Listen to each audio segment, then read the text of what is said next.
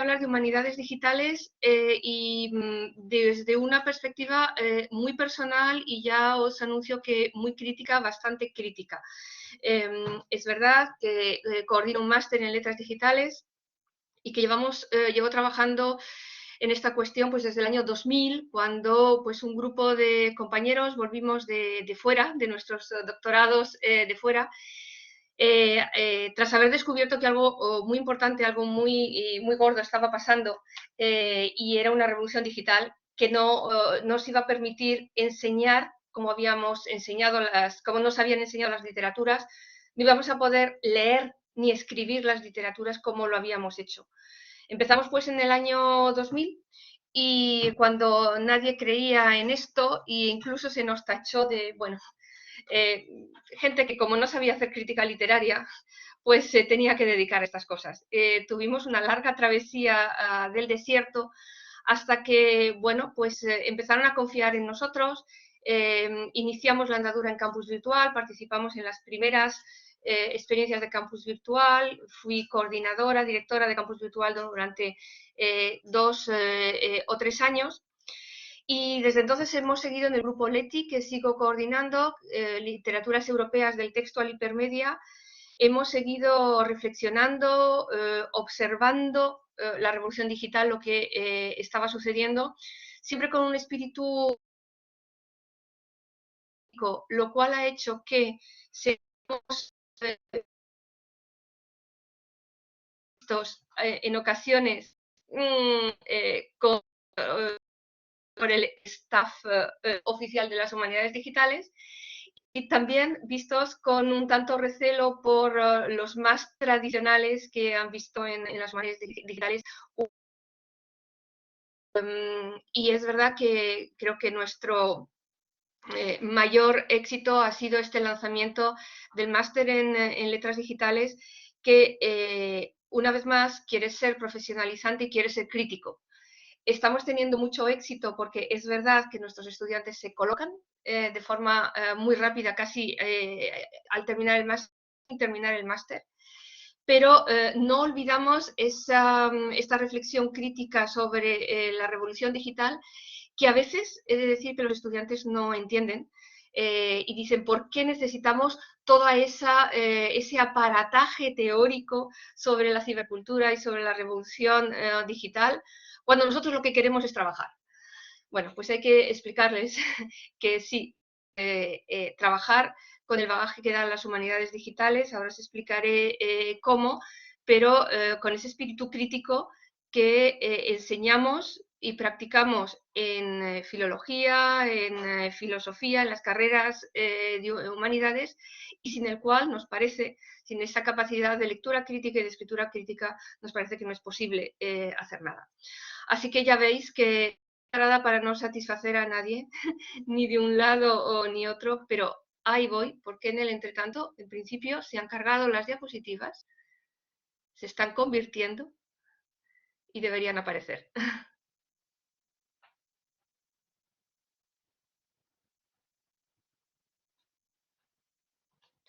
De todas formas, Sara, te he enviado por correo electrónico, bueno, a un drive, las diapositivas por si acaso había problemas.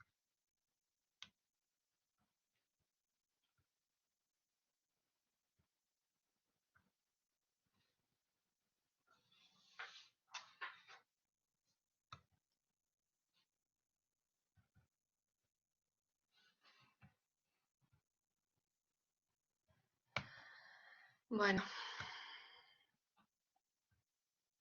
ahora.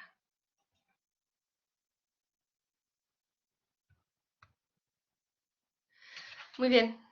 ¿Ahora sí lo estáis viendo? ¿Sí? ¿Veis si me escucháis perfectamente? Sí, lo vemos bien. Vale. Muy bien, muchísimas gracias. Bien, pues efectivamente, humanidades digitales o humanidades en acción, sobre las virtudes y problemas de la digitalización. Efectivamente, el título me iba muy bien, porque es verdad que en este momento todos somos digitales, ¿verdad? Lo primero que hemos hecho seguro todos es tocar el teléfono móvil esta mañana, seguro. Y es verdad que leemos y escribimos más que nunca y en las pantallas. Vale. Y sin embargo, esta pandemia nos ha pillado a muchos ciudadanos desnudos, desarmados digitalmente, y hemos descubierto más que nunca las brechas digitales que sufrimos todos.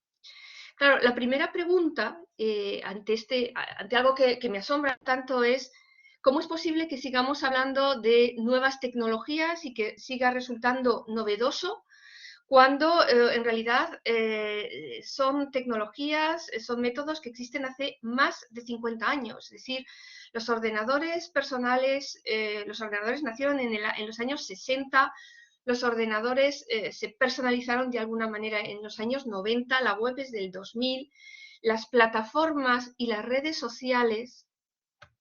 perdón. A ver si... Perdonad.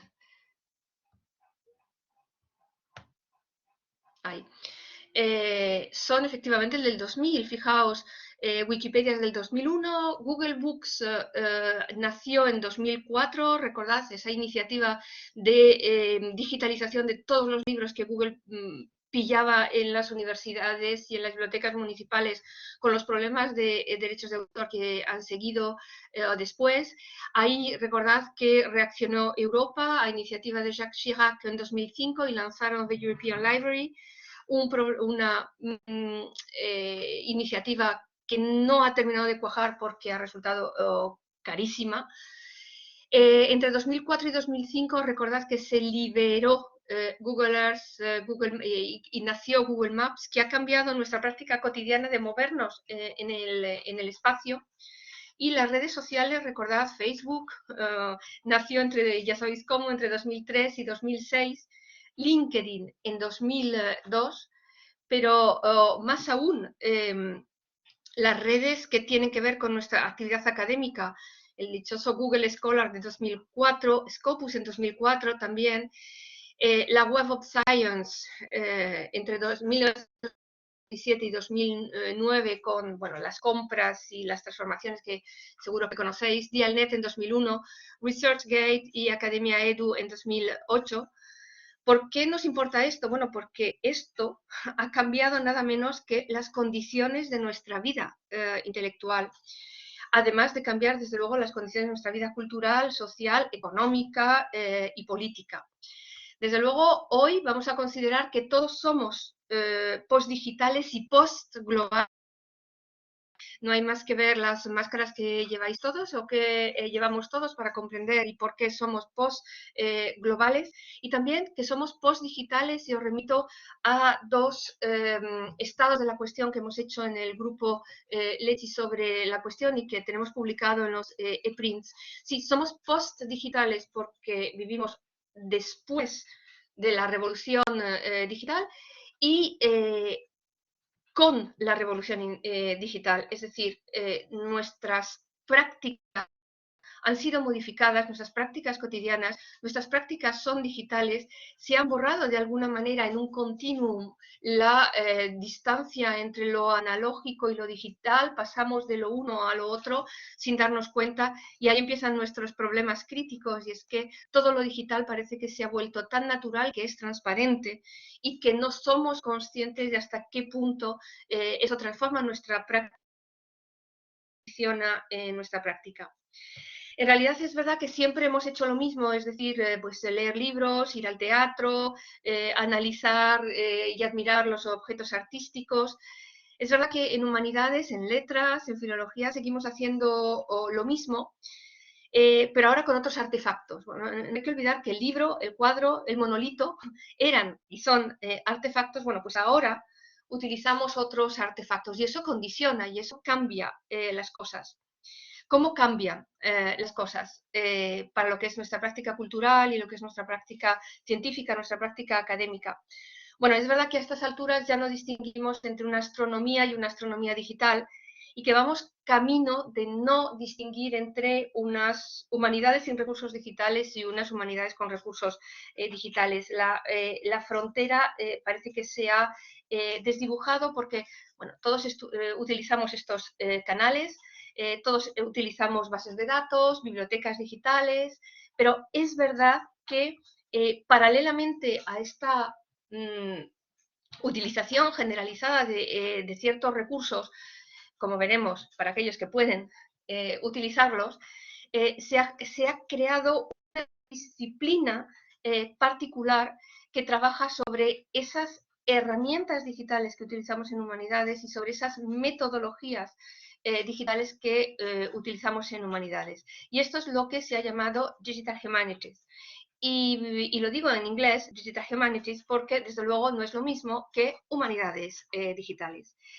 Las Digital Humanities como campo o disciplinar han nacido y se han legitimado y se siguen legitimando en la orden de los países del norte y particularmente de los países anglófonos en inglés. Es decir, de acuerdo con sus espacios epistemológicos y sus consignas epistemológicas, con su disciplina lingüística y con sus instituciones, de las cuales veis ahí unas cuantas. Y claro, esto condiciona mucho, porque si echamos un vistazo a los grandes proyectos de humanidades, de Digital Humanities, pues resulta que España no está, que en estos grandes, por ejemplo, a los europeos, sin ir más lejos, ¿no? A los europeos, España no está en los grandes proyectos de Digital Humanities, y los que están son esencialmente los países del norte o incluso el norte de Italia y no el sur de Italia.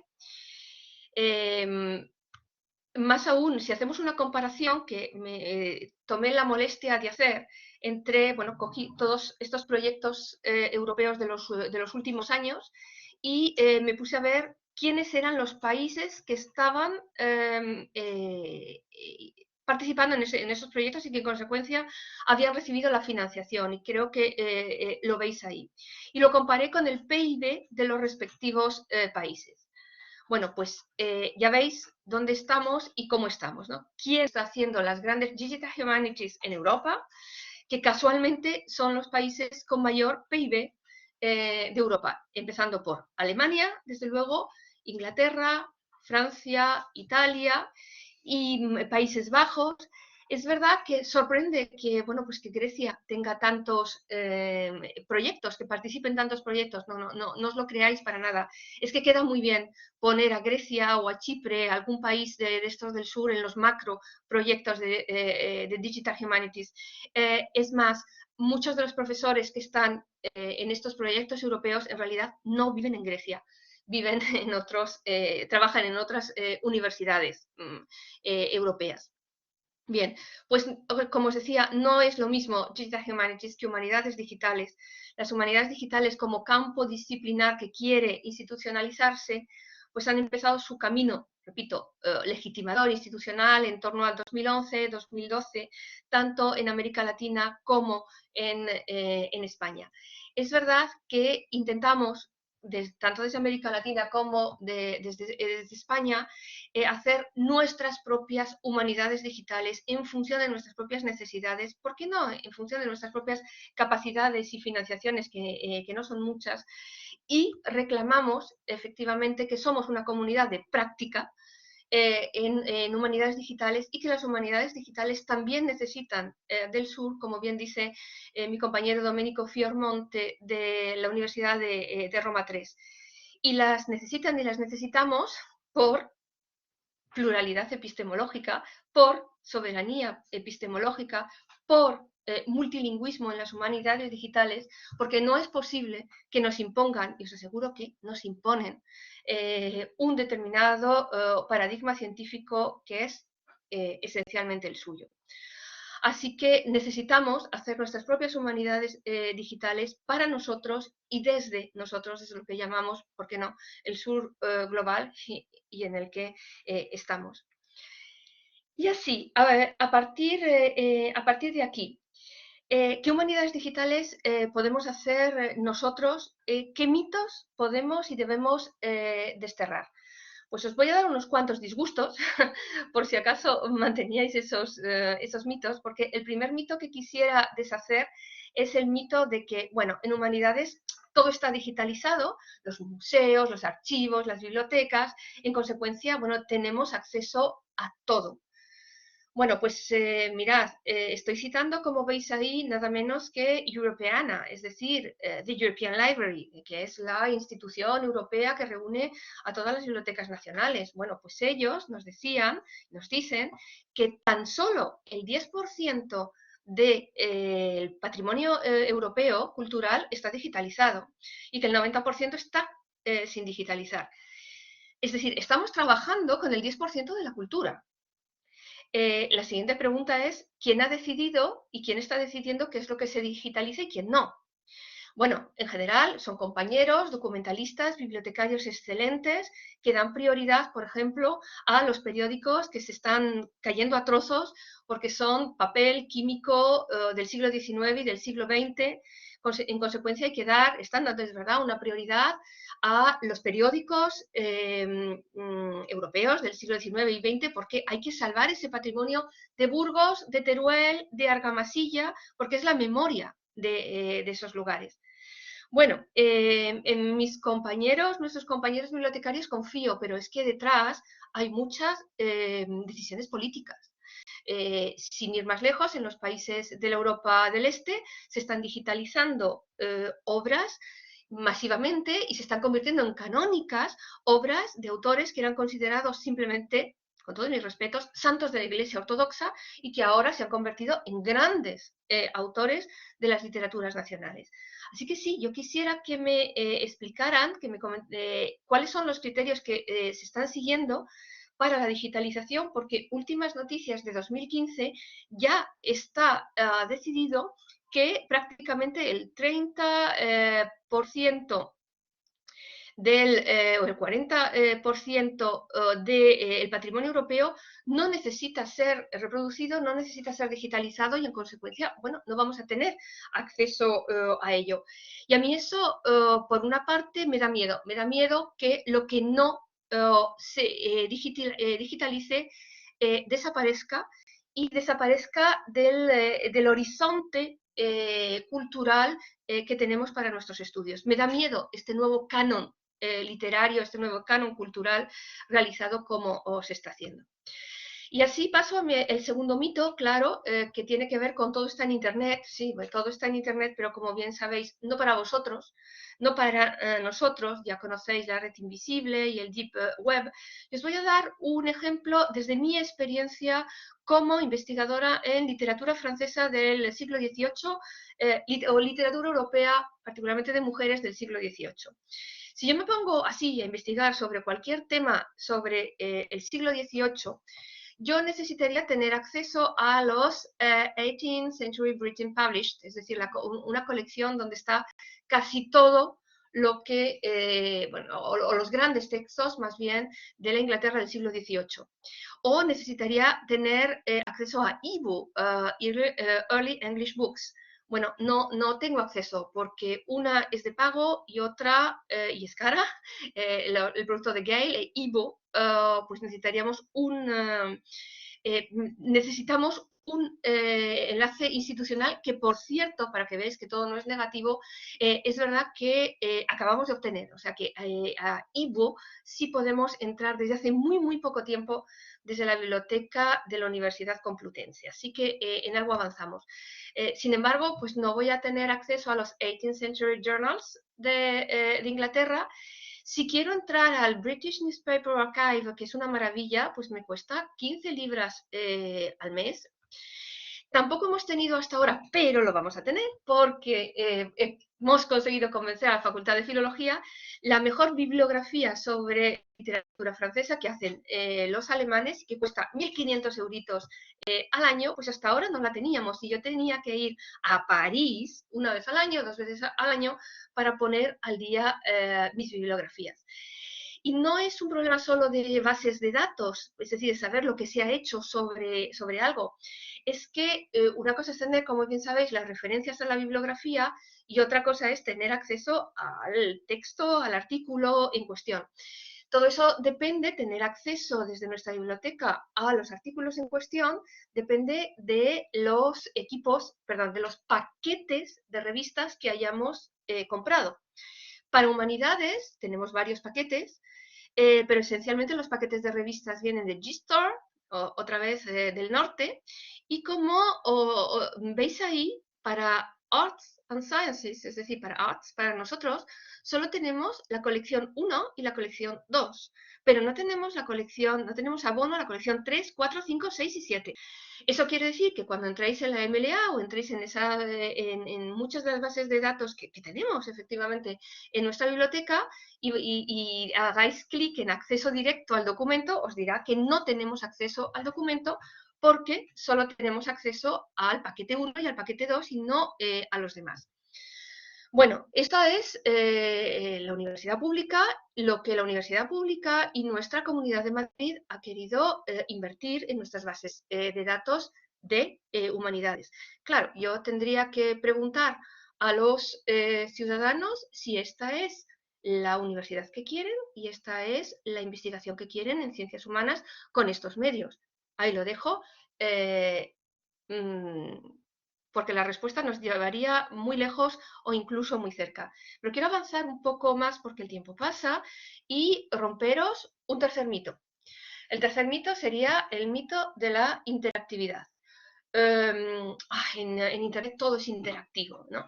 Ahora hasta las alfombras de IKEA son interactivas. Os juro que he visto alfombras de IKEA que pone alfombra interactiva. Mira, yo no sé, de verdad era una alfombra para niños, pero no sé cómo una alfombra puede ser interactiva. Claro, cuando nos ponemos a escarbar en las bibliotecas y ver qué se entiende por interactividad, pues sí, veo cosas que son muy bonitas. Por ejemplo, Alicia en el País de las Maravillas, con la escritura de su autor, pues está en la British Library y podéis verla, como tenéis ahí, podéis tener la transcripción y podéis escuchar con un acento británico maravilloso a una persona que os lee Alicia en el País de las Maravillas. Y poco más. Claro, podéis entrar en la Biblioteca Nacional y ver el Quijote parte 1, parte 2 e información sobre el mapa de las aventuras, la vida en la España del siglo XVII. Bueno, podéis hacer clic aquí y allá. Es verdad, podéis navegar un poco.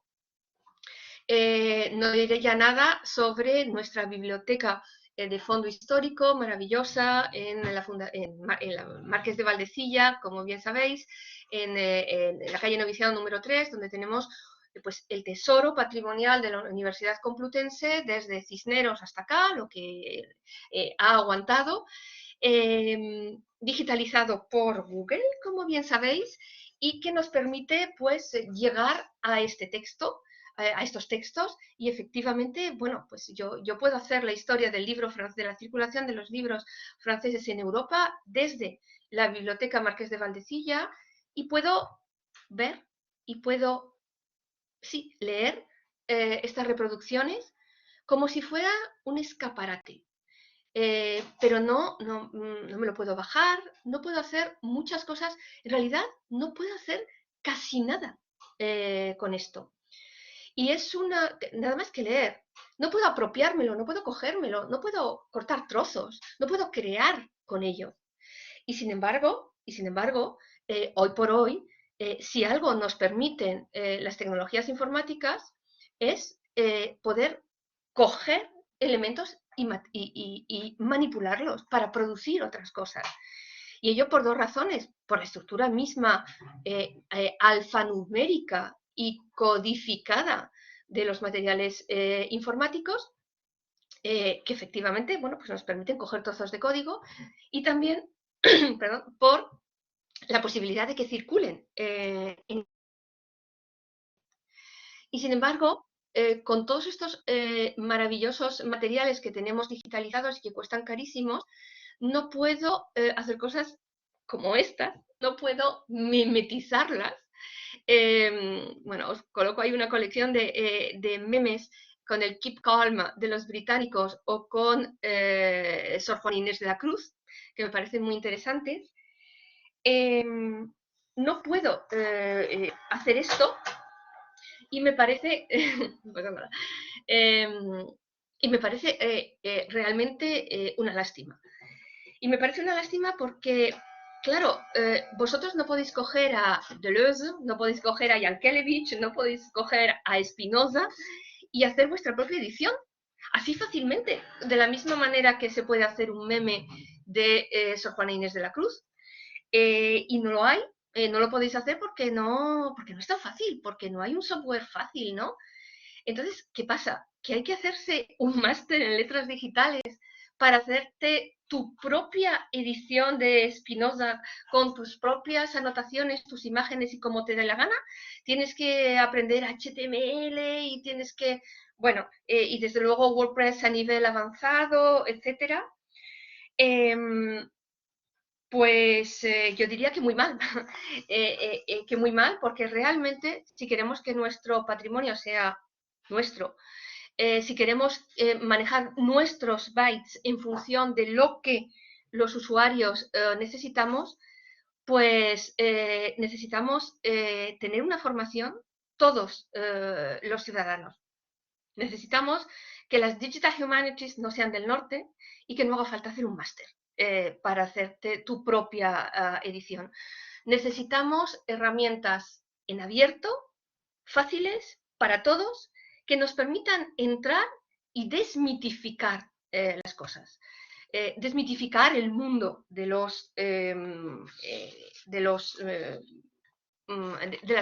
informática, si queréis. Y necesito herramientas, por ejemplo, como esta. Esta herramienta se llama Voyant Tools, viene de la Universidad de McGill, en Canadá, que son, bueno, pues hacer unas humanidades digitales, unas digital humanities mucho más sociales que los otros, que los demás, que el amigo americano de Estados Unidos. Y esto que veis aquí es simplemente el lazarillo de Tormes, en un ejercicio que utilicé con profesores de instituto, simplemente porque le puedo meter el lazarillo de Tormes rápidamente y saber cuáles son las palabras clave, y resulta que son los pronombres personales de primera persona, y me permiten analizar y ver todas las ocurrencias de esos pronombres personales y nada menos que entrar en lo que es la perspectiva narrativa en primera persona de la novela picaresca. Y esto es muy fácil, esto lo pueden hacer los peques en los colegios y en los institutos. ¿Y por qué quiero esto? Pues lo quiero para perder el miedo a los métodos cuantitativos y para que a partir de ahí, la gente quiera plantear sus propias preguntas con herramientas digitales a sus propios textos y contestarlas. Empezar por ahí, por Voyant Tools, y os aseguro que al cabo de unos años se empieza a decir, mira, yo quiero programar un poquito en Python, yo quiero programar un poquito en R, porque tengo mis preguntas y quiero mis respuestas. Y os aseguro que funciona y que los estudiantes pueden hacer, bueno, no os puedo enseñar este vídeo, pero es una recreación hecha por un estudiante de segundo de filología de unos verbos de leer. Una vez que se apropian de las herramientas, se apropian de los textos y hacen su propia lectura. Realmente, como dice Douglas Rushkoff en un libro que está funcionando muy bien en este momento, o programamos o seremos programados, y creo que realmente no hay otra. Y sinceramente lo estamos haciendo. Lo estamos haciendo porque, de verdad, los lenguajes de programación no son ningún arcano, una caja negra, algo dificilísimo, a lo que solo ellos, y subrayo el ellos, masculino, plural, no inclusivo, es decir, los ingenieros, los programadores. Bueno, la programación no es algo que solo ellos pueden hacer y a lo que ellos solo tienen acceso. No, no, podemos robarles el fuego. Les estamos robando el fuego.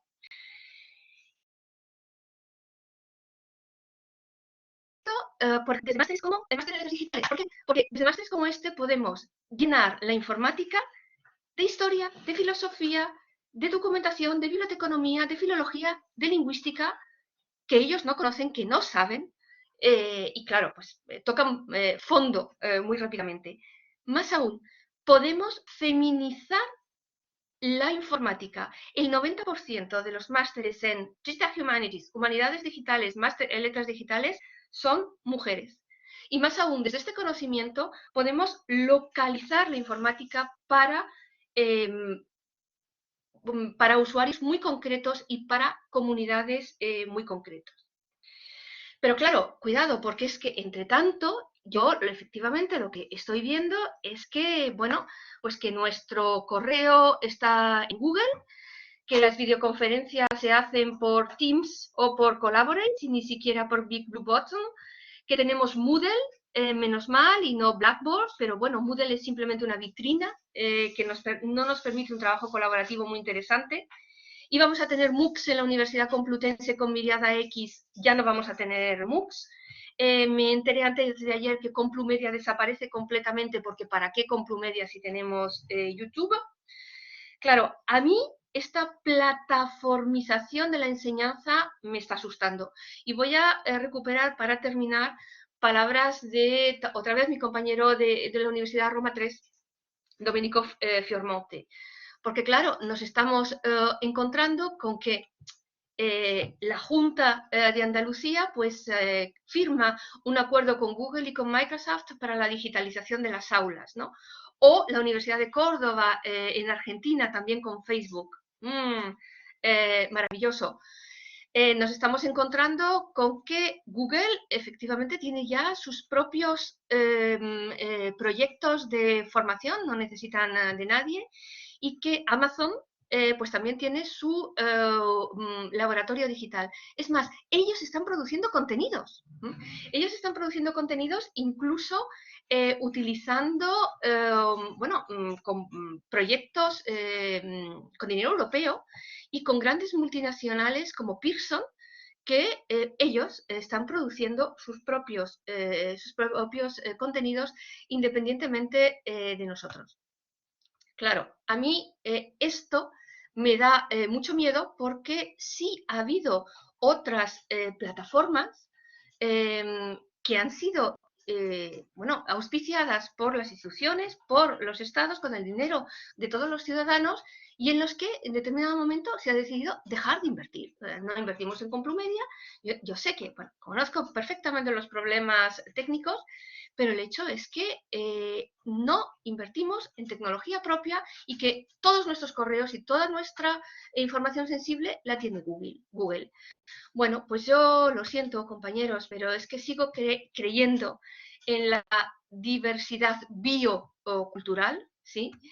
Sigo creyendo en la soberanía epistemológica, y sigo creyendo en algunas iniciativas como este Call to Own Our Digital Future y estos 16 principios claves que creo que serían lo mínimo, la mínima garantía para que los ciudadanos tuviéramos el control de nuestra producción cultural, de nuestra producción científica, de nuestra producción académica. A mí todo esto me da miedo y, como os decía al principio, aun a riesgo de pasar por progre entre los tradicionales y súper tradicional entre los progres, pues sí, reivindico biodiversidad cultural y reivindico soberanía epistemológica. Y esto es lo que quería compartir con vosotros y luego debatimos. Muchísimas gracias.